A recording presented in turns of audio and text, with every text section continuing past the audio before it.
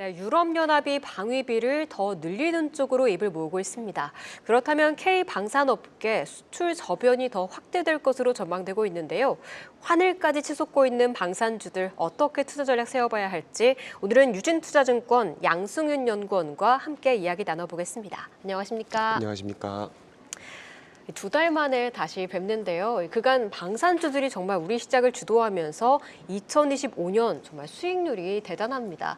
특히 최선주로 꼽아주셨던 한화 에어로스페이스 같은 경우 벌써 수익률이 110%를 좀 넘어섰는데요. 방산주들 정말 많이 올랐다 하는데 향후로 더 오를 수 있는지와 산업계의 전망은 어떻게 보시는지도 좀 전달해 주시죠.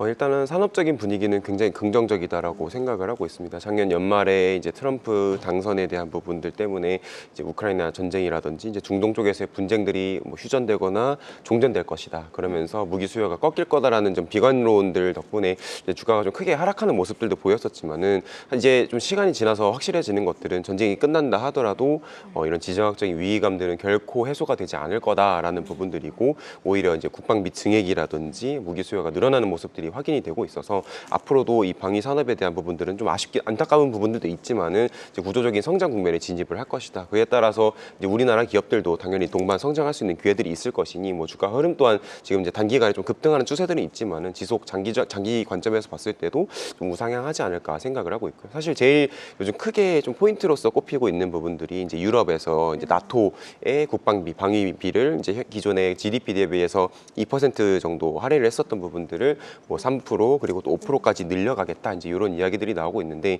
뭐 1% 2%가 저희가 생각하는 뭐 수십억 수천억 원의 레벨이 아니라 뭐 수십조 수백조 원대 그런 영향을 미치기 때문에 물론 이것들은 이제 뭐 대부분은 또 유럽 기업들과 미국 기업들이 나눠 갖는 형국이 되겠지만은 우리나라도 충분히 좀 틈새를 파고 들어갈 수 있는 부분들이 있고 또 유럽에서 그렇게 다양한 무기 수요 큰 무기 수요가 나온다고 하면은 뭐 동남아라든지 아니면 중동 이런 기타 지역에서 또 유럽 기업들이 대응하기 어려운 부분들이 있으니까 우리나라가 또 그런 이제 빈 그런 이제 기회들을 좀 노려볼 수 있는 부분들이 있지 않을까 저희는 생각을 하고 있습니다. 맞아요. 이게 종전 얘기도 나오면서 실적 피크아웃에 대한 우려가 나올 때쯤 이게 방위비 증액 뉴스가 나와주니까 조금 더 고성장은 좀 지속될 것이라고 볼 수 있을 만한 환경이 좀 만들어진 걸로 보이는데 그 가운데 또 미국과 러시아가 이 전쟁 종식을 위한 좀 실무 협상에 나서고 있습니다.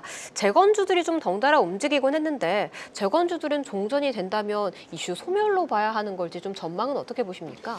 일단은 종전이 되게 된다라고 하면은 당연히 이슈는 이제 그에 따라서 소멸될 가능성도 있긴 하지만은 아직 이 재건에 대한 부분들, 뭐 우크라이나 재건에 대한 부분들이 구체적으로 나온 바가 없습니다. 그래서 이후에 조금 더 이제 구체적으로 뭐 재건이 어떻게 이루어질 것이고 돈이 어떻게 들어갈 것이고 그런 흐름 속에서 우리나라 기업들이 어떤 역할을 할 수 있는가에 대한 구체적인 것들이 또 계속 하나하나 밝혀진다라고 하면은 또 충분히 저희가 또 거기서 투자 기회들을 좀 찾아볼 수 있는 부분들도 있지 않을까 생각을 하고 있습니다. 네, 알겠습니다. 또 요즘 방산도 핫하지만 이 로봇도 초강세를 보이고 있습니다. M7의 국내 대기업까지 정말 이 차세대 먹거리로 AI 휴머노이드 로봇을 좀 점치고 있는데 그 배경은 무엇이고 또 성장성은 어떻게 보고 계십니까? 일단 휴머노이드라고 하는 게 이제 하드웨어 분야에서는 로봇 쪽에서는 가장 좀 어려운 기술, 최고봉의 기술이다라고 꼽히는 부분들이 있어서 당연히 로봇 기업들, 뭐 아니면 일반 기업들이 그 이제 최종 종착지를 바라보는 건 당연하다고 보고 있고 저희가 시장에서 봤을 때 2023년, 뭐 2024년 휩쓸었던 하나의 또 테마는 AI 개발이지 않았습니까? 뭐 GPT를 비롯해서 여러 가지 뭐 LLM이나 대규모 언어 모델들이 나오면서 이 개발 속도들이 가속화되었고 지금 그 이제 언어 모델에서 넘어서서 이제 피지컬 AI, 이제 물리 AI로 넘어가고 있는 상황들이고 결국은 이 AI 개발 기업들이 또 바라보는 이런 최종 종착지가 결국은 이제 물리 AI, 결국 로봇이란 형태가 될 것이라고 생각을 하고 있어서 지금 보시는 뭐 메타라든지 구글이라든지 엔비디아라든지 주요 AI 기업이라고 저희가 꼽혔었던 그런 기업들이 또 이제 휴머노이드에 관심을 보이게 된 게 아닌가라고 생각을 하고 있고 그런 흐름 속에서 뭐 삼성전자도 그렇고 우리나라 기업들 다른 해외 기업들도 뭐 이걸 이제 뭐 저희가 휴머노이드를 놓고 있을 수는 없다라는 위기 의식들이 또 고조가 되면서 모두가 이 같은 흐름을 좀 동승하는 형태가 되어가고 있지 않나라고 저희는 생각을 하고 있습니다. 그렇죠. 안 할 수는 없는 부분이니까 빨리빨리 이 산업에 뛰어들어야 하는 건 맞는데 사실 이 상승을 뒷받침만 해줄 만한 게 실적으로 또 손꼽히고 있잖아요. 최근에 로봇만 붙으면 좀 급등하곤 했는데 AI 휴머노이드 로봇의 산업과 주가가 동반 성장이 좀 가능할 거라고 보십니까?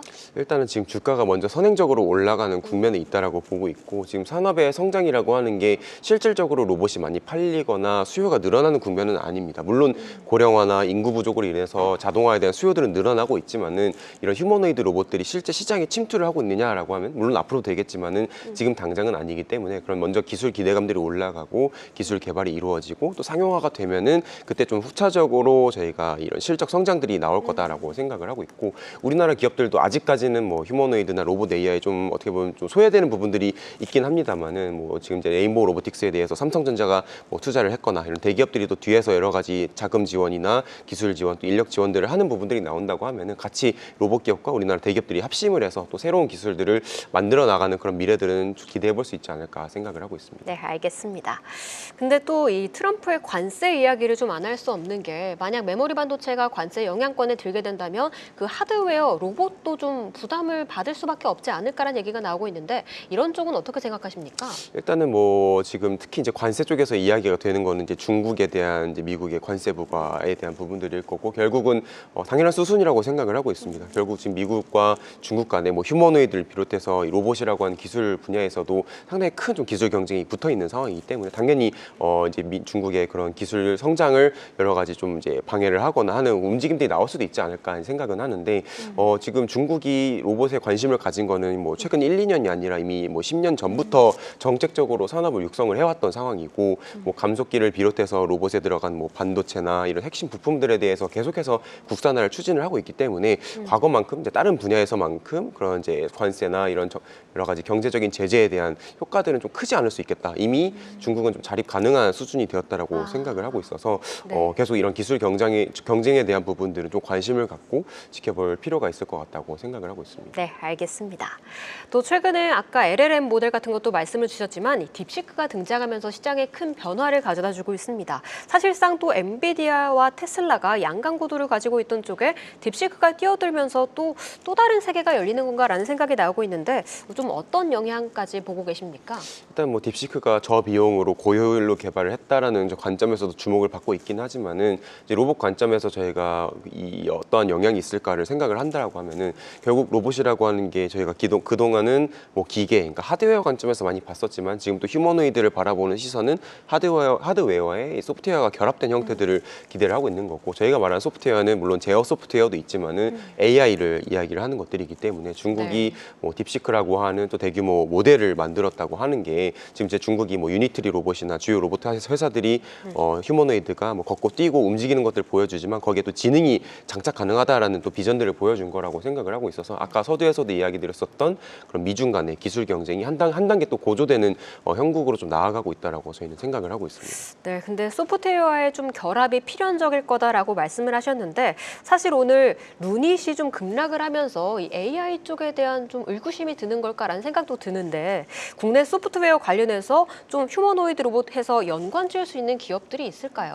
일단은 지금 우리나라 로봇 기업들 또는 일반 기업들 중에서 로봇 AI나 소프트웨어를 개발하는 회사는 그렇게까지 많지는 않습니다. 뭐 대기업 중에서 꼽아보자고 하면은 이제 네이버 랩스에서 로봇 하드웨어와 소프트웨어를 같이 개발을 하고 있는 네이버가 있을 수도 있겠고요. 그리고 이제 레인보우 투자를 통해서 레인보우의 하드웨어 기술에 이제 AI나 소프트웨어를 결합시켜서 성장시키려고 하는 뭐 삼성전자도 저희가 꼽아볼 수 있을 것 같고 또 전문 기업들로는 뭐 CMS라든지 일부 이제 소프트웨어를 하는 업체들이 있습니다만은 뭐 아직까지 이제 로봇 AI라고 하는 게 뭐 한두 푼 투자해서 가능한 부분들은 또 아니어서 중장기적인 관점에서 좀 대규모 자본들이 투하가 되면서 하나하나 좀 형성이 되어가지 않을까 생각을 하고 있고 뭐 한국뿐만 아니라 이제 글로벌리 보게 된다고 하면은 지금 로봇 AI 분야는 이제 막 시작했다라고 저희가 평가를 하고 있고 앞으로 데이터가 계속해서 축적이 되면서 지금까지 이제 LLM이 데이터 쌓여가면서 성능 개량이 되었던 것처럼 이런 물리 AI 분야도 작년보다 올해보다 내년에 더욱더 개발이 가속화되는 또 성능이 개량되는